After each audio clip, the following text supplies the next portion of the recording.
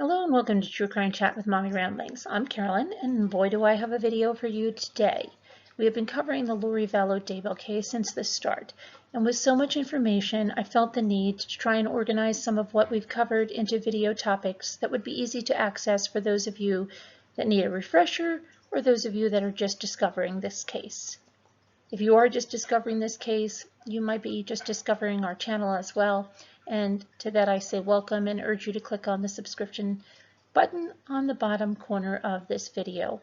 Also click on the notifications bell and you will be notified when we upload a new video or go live, which we do nearly every evening.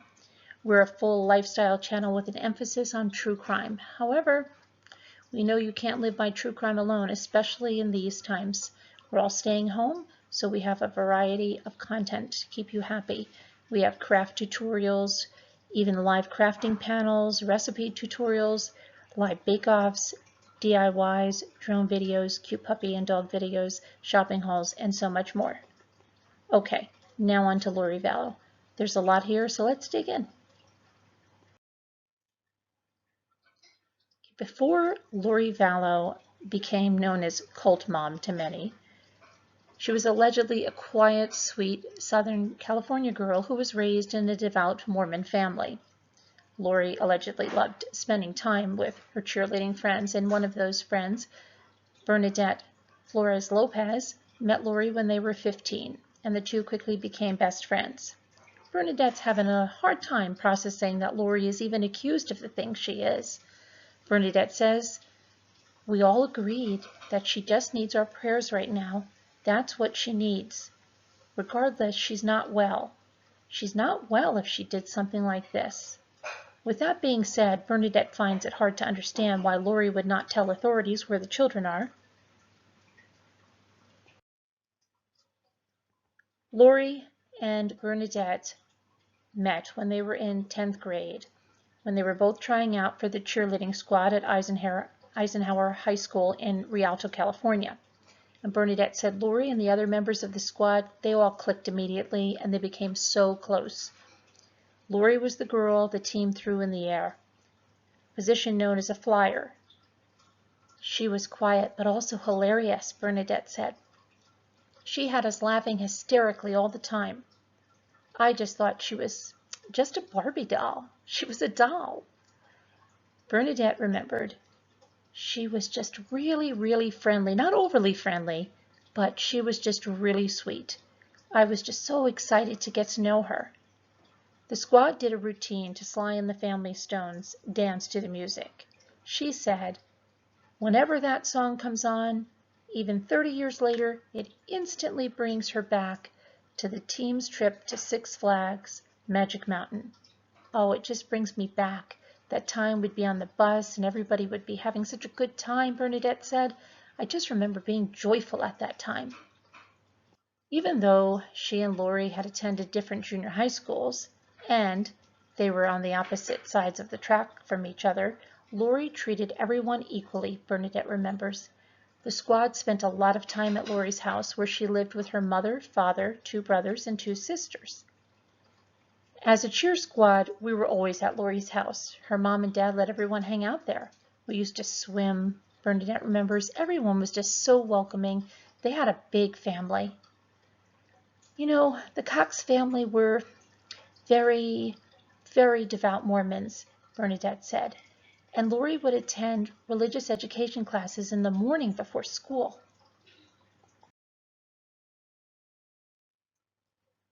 Bernadette goes on to say, that takes a lot of dedication.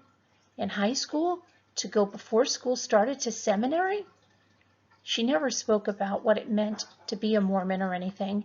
I just know in her house there was a giant book, the Book of Mormon. Lori's parents didn't come to her cheer competitions, Bernadette said. But you know what? That didn't seem to bother Lori.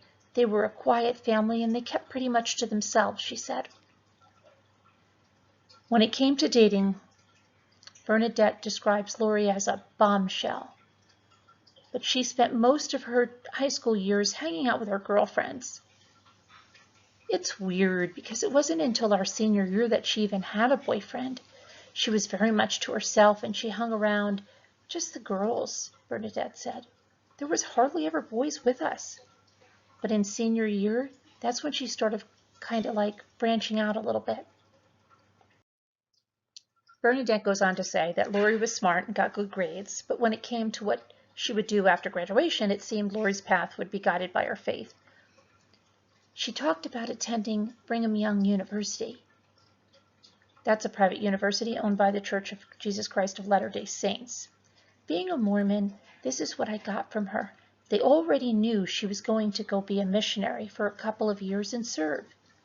She already had a plan. After Lori graduated in 1991, she married her first husband, a boy from her high school, in 1992, but the marriage was short-lived. I know the boy was not a Mormon, Bernadette said, so that might have been a cause of the breakup. Bernadette herself is a mother of two, and it's really hard for her to believe that Lori has not seen her children for months. Authorities have previously said there's no evidence that either Tylee or JJ were ever in Hawaii with their mother after they were last seen in September. Bernadette said she is praying JJ and Tylee will be found alive and that Lori hasn't harmed them in any way. I know her as a sweet, sweet girl that just never would harm a fly. Oh, we know how that goes, right? Norman Bates, his mother. I'll just leave this fly here, and that way they'll say, look at her, how could she have done anything? She won't even swat that fly. She won't even harm a fly. We know that. A lot of my other girlfriends, just don't want to accept it. You don't want to accept it. You're right. I don't want to accept it. I don't want to believe it because it's so hard to. If Lori did harm to JJ and Tylee, Bernadette said, she needs to fess up and she needs to face whatever justice has for her. But if they're alive somewhere, say it. Say where your kids are. Let them be. Let them have a fair chance in life. Let the healing process start with them. But even after all that happened, Bernadette had a message for her old friend. Lori, look, you're not too far gone, and prayers can't touch you. Her friend that knew her and are praying for her and thinking about her. Her family and her friends still love her. I hope and pray she didn't do anything to harm her children. Lori moved away from Rialto soon after her first divorce, and Bernadette lost touch with her friend. She tried to keep in touch with Lori's younger sister so that she could reconnect with Lori, but she rarely got a response from her. Bernadette found Lori on classmates.com about 10 years after they graduated. She was surprised to find that Lori already had a child, a son named Colby, from her second marriage. I just wanted to say hi to her because I had pretty much been in contact with all of the other girls that were on our cheer squad, except her, and she was just kind of a mystery. She didn't want to be known at that time. Lori would go on to marry a third time to Joseph Ryan and have a daughter, Tylee. Joseph Ryan died of an apparent heart attack in 2018. After marrying her fourth husband, Charles Vallow, he and Lori adopted a son whom they named Joshua or JJ. Charles Vallow was shot and killed by Lori's brother, Alex Cox, at her home in Arizona on July 11, 2019, and Cox died himself on December 12th. As we know, Lori's now married to her fifth husband, Chad Daybell, Doomsday author. The couple wed just weeks after his wife, Tammy, passed away unexpectedly in their Rexburg, Idaho home on October 19th.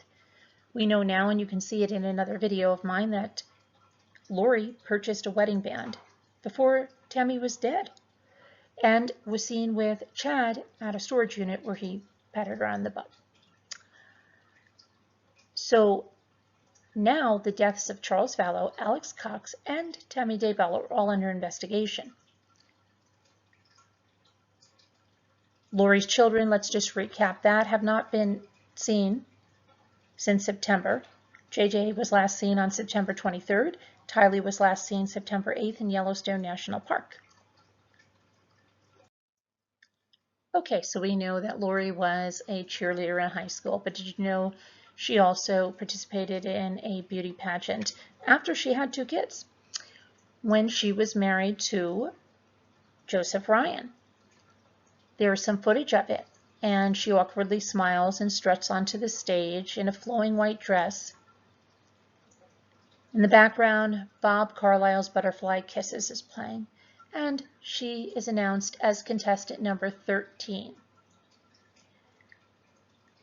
As she approaches the audience, her smile plastered upon her face, the announcer mentions that Mrs. Texas, contestants' kids, and her then spouse, Joseph Ryan, saying they have 2 children, ages 8 and 1-year-old.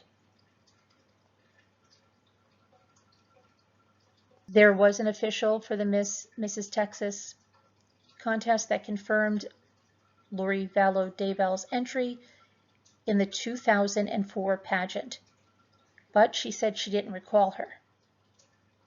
Tracy Christ, the executive producer for Mrs. Texas, said, "I don't remember her at all." Chris said Vallow placed among the pageant's top 15 contestants.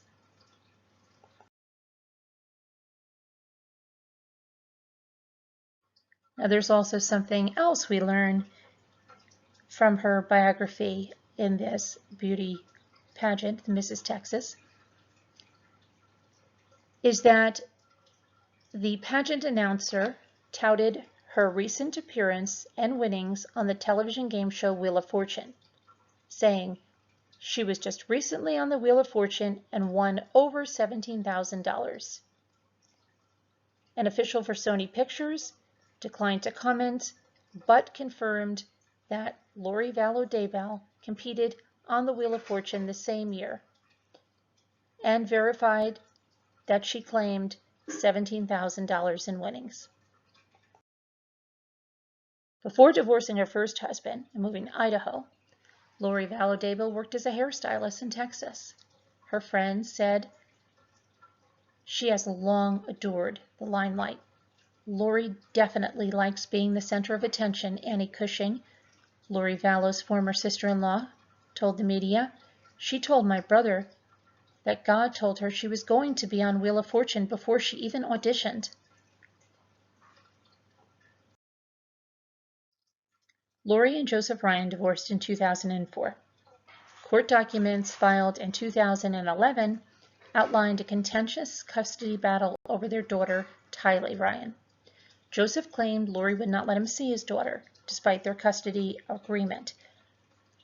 After one visit with Tylee, Lori's brother, Alex Cox, attacked Joseph with a stun gun and threatened to kill him. Cox was convicted of that crime. A family member related to JJ and Tylee said that after Joseph's death, Lori told them she received his life insurance policy and planned to share it with Tylee. That family member also said Lori stated Joseph was evil and God took care of him. Lori's third husband, Joseph Ryan, died in 2018 from an apparent heart attack. His body was cremated. The Phoenix police say they have provided information to the FBI, but so far the FBI has not asked them to do anything further with an investigation. Now, Charles Vallow, Lori's fourth husband, was raised Catholic but converted to the Church of Jesus Christ of Latter-day Saints after meeting Lori, a lifelong Latter-day Saint. Cheryl, Charles's ex-wife, remembers first meeting Lori at a son's baseball game and thinking she was a nice woman. We were sitting next to each other and she looked at me and said, "You probably think I'm an idiot because I'm with your ex-husband," Cheryl said. I found that very funny, but that was the only pleasant moment we've ever had in all these years. The women had little interaction, although Cheryl and her husband shared custody of the 2 boys with Charles and Lori. The boys would spend weekends and summers and alternating holidays with their dad while remaining with their mom the rest of the time.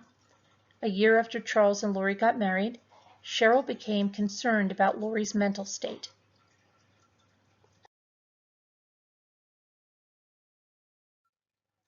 She just seemed off. There was a lot of strange going-ons at their home. To that point, that a judge ordered cameras to be placed in their home to protect the children, Cheryl remembers. Nothing suspicious or criminal was ever found on the video footage, Cheryl said, but she said something wasn't right with Lori. During child custody hearings, Cheryl said Lori seemed to enjoy being in court and all the drama surrounding it. Lori was also in a custody battle with Joseph Ryan, and it was so intertwined that the judge combined our cases together in the courtroom, Cheryl recalls. It was quite odd, but she loved it. That's when I learned she doesn't do what she's told to do if she doesn't want to. I saw that a lot in court.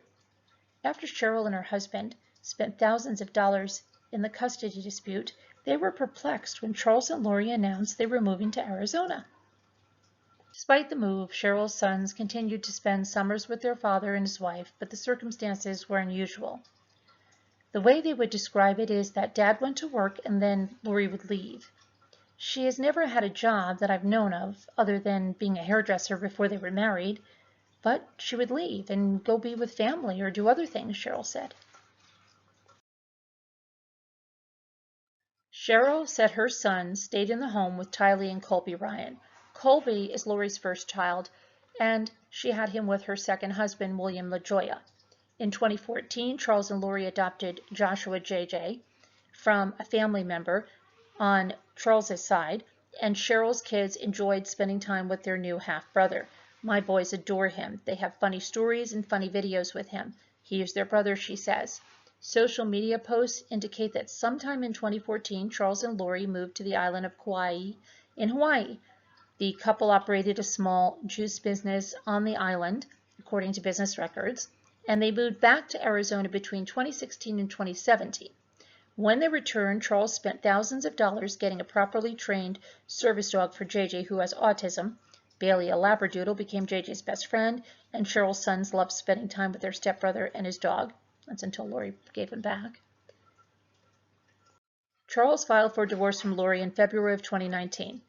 Now, court records say that he claimed that Lori viewed herself as a god preparing for the second coming of Christ. Charles said Lori would kill him if he got in the way of her performing that mission. Charles was a very religious man, and faith is a big thing for him, Cheryl goes on to say. So she said for him to say that things got weird, it means it was weird beyond what any of us know. Otherwise, he would have probably jumped right in and gone along with it. And during divorce proceedings, Lori disappeared in February for nearly 2 months and took Tylee to Hawaii. They stayed at the Kauai Beach Resort, the same hotel where she and Chad Daybell were stopped on January 26, 2020, and served search warrants. Charles ended up stopping divorce proceedings and tried to work things out with Lori. And months later, on July 11th, the Chandler Police Department were called after Alex Cox, Lori's brother, the one that attacked her other husband with a taser, shot and killed Charles. Although police are still investigating, detectives initially ruled the shooting as self-defense. However, we know by the leaked emails now, you can see that in another video, that they are actively investigating that and the claims that Charles hit him with a baseball bat and that he acted in self-defense. Cheryl goes on to say Charles was a semi-pro baseball player. If he hit Alex in the head with a bat, he would probably be dead. But Charles was not a violent person. We were married and divorced, and not one time, not 1 second was he ever physically threatening to me. There are no police records of any domestic violence calls between them, and Lori, so to say it was self-defense because he was violent, it's just not who he was. Alex waited 5 minutes to call the police, Cheryl said, and the landlord reports that later in the day a pool party was held at Lori's house. It was so loud neighbors could reportedly hear it because everybody handles grief differently. So, after Cheryl learned how Charles died, she tried to find funeral information so that her sons could honor their father. Lori's family scheduled no funeral services. Nothing, Cheryl says. The Vallow family put together a memorial, and Lori sent all of Charles's ashes. Kay and Larry, JJ's grandparents, begged Lori to have JJ there, but she didn't let him go to his own dad's funeral. They didn't even have an obituary. Cheryl believes Charles's death was 100% planned and says her ex-husband told people that if something happened to him, Lori was behind it.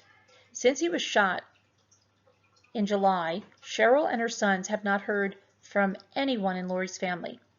They basically grew up with my boys. It's really odd, and it really hurts my son's feelings. I had to explain this is not normal. Normally, family embraces each other and reaches out. No one did, and has not to this day, Cheryl said. Now, in another video we covered where we had the 911 call, we know that Alex Cox died on December 12th at the age of 52. He was married 10 days before his death, and an autopsy is currently underway to determine how he died. Cheryl believes he was poisoned. It's funny because he's found by what the person that found him says that's his mom's boyfriend. Now we hear he's married. Cheryl also thinks Tammy Daybell, Chad's first wife, was poisoned in her Salem home in October. Fremont County Sheriff Len Humphreys said his office is awaiting results from her autopsy for the cause of death because it has not been determined. Cheryl did not know JJ and Tylee were missing until news reports began circulating in December. She says the complicated twists and turns of this case have given her family little time to mourn. It comes in waves. We think it can't get any weirder, and then we get a phone call, she says.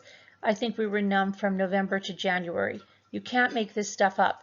Cheryl and her family hope JJ and Tylee are still alive and wants everyone to know that Charles was a good man who got tied up with an evil woman.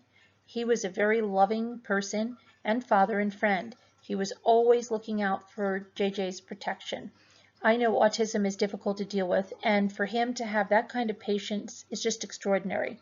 Cheryl said, he was a very, very kind person, and I just wish Lori would have divorced him and not had him killed. It's a huge loss for the family and friends and his kids. And remember, Lori let his kids know through a text message that their father was gone. So there we have it. That's about as much of Lori as we can take right now, right? She is in a jail cell. Her bail was reduced from $5 million to $1 million, but still no bonds bailment will work with her. And I guess Chad is not able to get up the funds himself any other way, or his collateral is not good enough. Whatever it is, she's still behind bars. And that leaked email shows that they are investigating her for the death of Charles Vallow. So we'll see what happens and keep you abreast of any new developments. And with Lori, there's usually new developments almost every other day. Thank you so much for watching. Again, please subscribe if you have not already, and hit the notifications bell. If you could share this video, if you found it informative, that would be wonderful and would really help me out. Thank you so much and have a good day, guys. Bye-bye.